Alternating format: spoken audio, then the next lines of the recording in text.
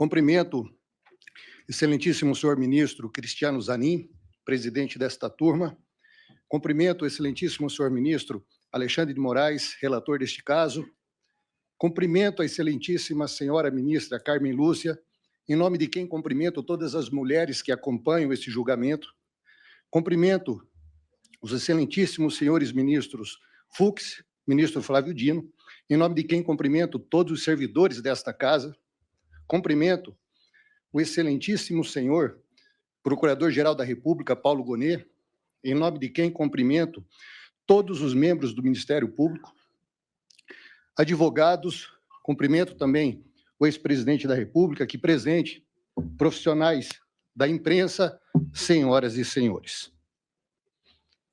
Os atos de 8 de janeiro, certamente, serão uma mancha na história recente do Brasil. O STF agiu rapidamente e com a energia necessária para combater aqueles atos gravosos. Passado, porém, aquele calor do momento, é necessário serenidade para que se evite, com a justificativa de proteger o Estado democrático de direito, venhamos a solapar uma de suas bases mais importantes, o devido processo legal. O Supremo Tribunal Federal vem cumprindo fielmente com a sua missão de guardião da Constituição. E o que se espera da mais alta corte do país é que ela haja sempre com isenção, que jamais permita que discussões políticas partidárias ou ideológicas contaminem as suas decisões. Essa imparcialidade é fundamental para o Brasil. E neste caso simbólico que aqui trazemos, em sua exordial acusatória, o Ministério Público Federal imputa a Anderson Torres o fato de fazer parte de uma macabra trama golpista. O que nós vamos demonstrar aqui, tecnicamente, é que, em relação a Anderson Torres, a denúncia é inepta e permeada de falsas ilações. E antes de adentrar no mérito da denúncia, eu falo rapidamente aqui sobre a competência deste Supremo Tribunal Federal para julgar pessoas sem prerrogativa de foro. É necessário que haja evidente conexão com pessoas com foro aqui investigadas. Neste caso, a denúncia não teve êxito em demonstrar essa conexão entre os atos de Anderson Torres com a conduta daqueles que têm foro, portanto, processados e julgados nesse Supremo Tribunal Federal.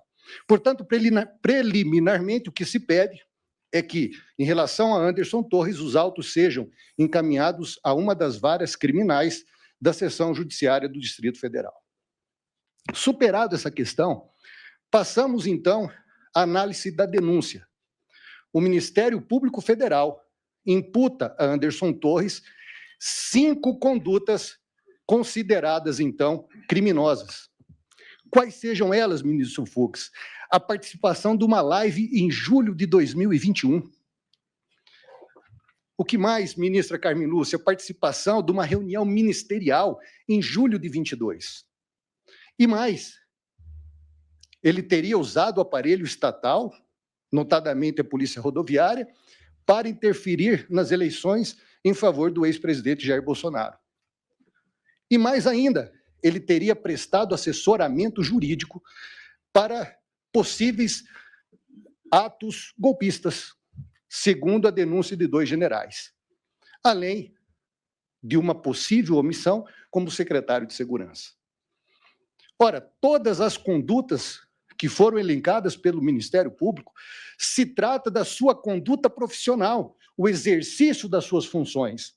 Mas vamos lá, convocado pelo ex-presidente da República para participar de uma live que durou quase 2 horas, e eu duvido que tenham assistido, Anderson Torres se manifestou durante meros 4 minutos finais. Lembraram que ele estava lá e o chamaram. Anderson Torres se limitou a ler um documento que foi feito por peritos criminais federais, sem fazer qualquer juízo de valor por isso. já mostra que é irrelevante a sua participação naquele ato. E outro detalhe importante, senhor ministro Flávio Dino, no ordenamento jurídico pátrio, a abolição violenta do Estado Democrático de Direito e tentativa de golpe foi instituído em setembro de 2021. Passou a vigorar em dezembro de 21. Portanto, essa live, senhor ministro Gonê, senhor procurador Gonê, ela não poderia servir de justificativa para o enquadramento nesses tipos penais. Em relação à reunião ministerial, Anderson Torres falou durante aproximadamente 5 minutos. Podemos dividir aqui em 3 tópicos. Primeiro, ele fala que todos os ministros devem prestar conta do que vem fazendo nas suas pastas. Segundo, ele comenta sobre a live. E terceiro, ele tece comentários a respeito de uma matéria jornalística que foi publicada pela revista Veja e pela CNN, que trazia a delação de Marcos Valério, onde, segundo a delação, senhor ministro Zanin, Marcos Valério teria citado uma possível ligação entre o PT e organizações criminosas. Portanto, quando ele fala sobre isso, não é fruto da sua imaginação, mas ele faz questão apenas de replicar notícias que saíram em respeitados veículos de comunicação. Sobre a questão da utilização da PRF para interferir nas eleições, em nenhum momento da denúncia se aponta uma conduta concreta por Anderson Torres. Pelo contrário, se tratam de ilações, palavras de terceiro. E o que é mais grave aqui, senhor ministro Alexandre de Moraes, eles omitem que na reunião estavam presentes cerca de 15 pessoas para tratar da segurança das eleições. Ora, 15 pessoas seriam cúmplices de uma ação criminosa? É óbvio que não. A realidade é que nunca foi tratado naquele momento de qualquer tipo de policiamento direcionado. Portanto, é inepto, é uma questão que não é criminosa, faz parte da rotina da sua função. Em relação ao depoimento dos ex-comandantes do Exército e Aeronáutica, que dizem que Anderson Torres prestou assessoria jurídica ao ex-presidente da República em reunião que eles teriam participado, chama atenção, em primeiro lugar, senhor Gonê, que tanto Freire Gomes como Batista Júnior foram ouvidos como testemunhas, enquanto todos os demais que teriam participado de uma reunião golpista foram ouvidos como investigados na mesma data e no mesmo horário. Chama mais atenção ainda a postura do órgão acusatório, senhor ministro Zanin, que mesmo diante de contradições e da vagueza dos depoimentos, e mesmo Anderson Torres, com seu espírito colaborativo, tendo solicitado diligências importantes para o esclarecimento dos fatos, tem optado em prematuramente oferecer a denúncia em relação a Anderson Torres. Ora, a conclusão é óbvia, senhor ministro Fux, não havia interesse que a realidade fosse demonstrada. Os relatórios de entrada e saída do Palácio do Planalto demonstram, por exemplo, senhora ministra Carmen, que em nenhum momento Freire Gomes, Batista Júnior e Anderson Torres estiveram reunidos no mesmo local e no mesmo horário. Isso vai de encontro aos depoimentos, mostrando que os depoimentos dos ex-comandantes não correspondem com a realidade. Ao invés disso, preferiu-se dar peso descomunal a uma minuta totalmente absurda, qualquer um que lê chega a essa conclusão, uma minuta absurda, apócrifa, encontrada na casa do ex-ministro. Uma minuta que não tem valor jurídico algum, que circulava livremente, inclusive sendo distribuída para diversas autoridades, inclusive, senhor ministro Zanin, estava na internet. A Polícia Federal, senhor ministro Alexandre, numa tentativa desesperada de dar peso a essa prova, afirma em seu relatório, senhor ministro Flávio Dino, que Anderson Torres mentiu em seu depoimento quando disse que aquela minuta estava na internet desde dezembro. Ora, se alguém mentiu, não foi Anderson Torres. Nós juntamos uma ata notorial que mostra, sem sombra de dúvidas, que minuta idêntica ainda está na internet.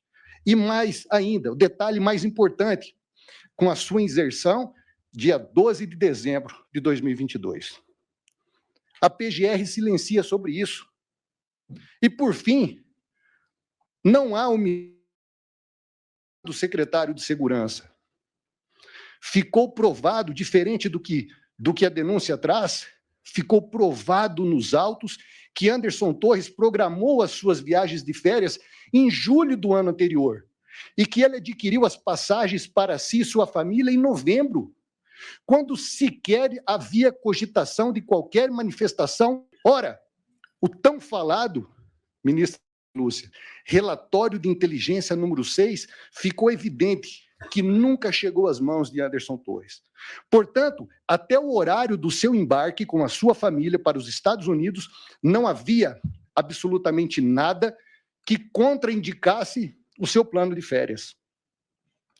E é relevante anotar que Anderson Torres aprovou o protocolo de ações integradas e encaminhou para os órgãos operacionais.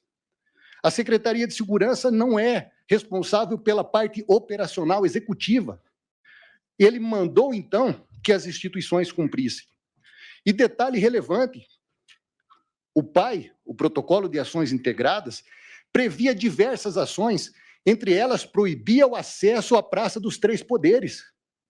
Se o PAI fosse cumprido, nós não teríamos visto os lamentáveis atos do 8 de janeiro. Olha que detalhe interessante, um relatório de inteligência da Polícia Judiciária, que foi juntado no processo, é o documento 9, é o relatório 02 de 23, traz conversas entre o secretário substituto e Anderson Torres na véspera dos ataques de 8 de janeiro. Ou seja, no dia 7 de janeiro, à noite, Anderson Torres estava sendo tranquilizado das ações no DF. E cabe ressaltar aqui, senhor Procurador-Geral Paulo Gonet, membros do Ministério Público Federal que analisaram todos esses fatos sob a ótica do inquérito civil, chegaram à conclusão que Anderson não tinha responsabilidade, porque, de fato, o Anderson Torres cumpriu com seu mistério. Cabe reparar aqui, senhor ministro Fux, que todas as quebras de sigilo que houveram, de telefones daqueles com quem Anderson Torres teve contato, a exemplo desse diálogo com Fernando, o secretário substituto, demonstram sem sombra de dúvidas que nada foi encontrado que incriminasse Anderson Torres. Pelo contrário, o que foi encontrado, ministro Zanin, demonstra o seu espírito apaziguador e democrático. E foi por essa razão, senhor ministro Flávio Dino, que a defesa de Anderson Torres entregou as senhas da nuvem do seu telefone celular e do seu e-mail. Nenhuma vírgula, senhora ministra Carmen Lúcia, foi falado a PGR em relação aos dados telemáticos de Anderson Torres e as quebras de sigilo. Por que razão? Porque tudo que foi encontrado favorece Anderson Torres.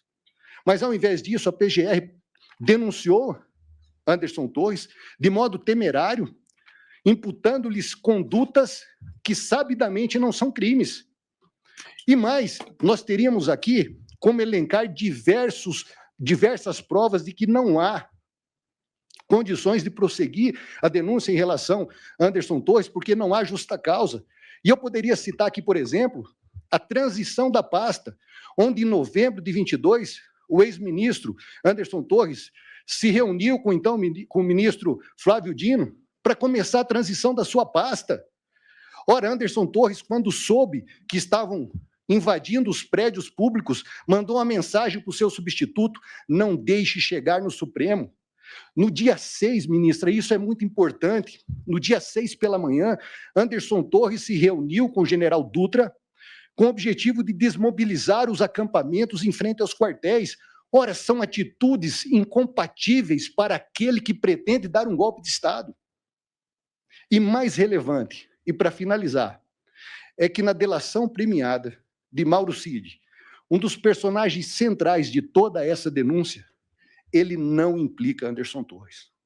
Portanto, o que fica claro é que o ex-ministro da Justiça, Anderson Torres, jamais participou de qualquer ação golpista e nós devemos buscar o que é correto, justo e digno, e é por isso que nós pedimos a rejeição da denúncia em relação a Anderson Torres. Muito obrigado. Presidente, com a sua aquiescência, gostaria só de tirar uma dúvida.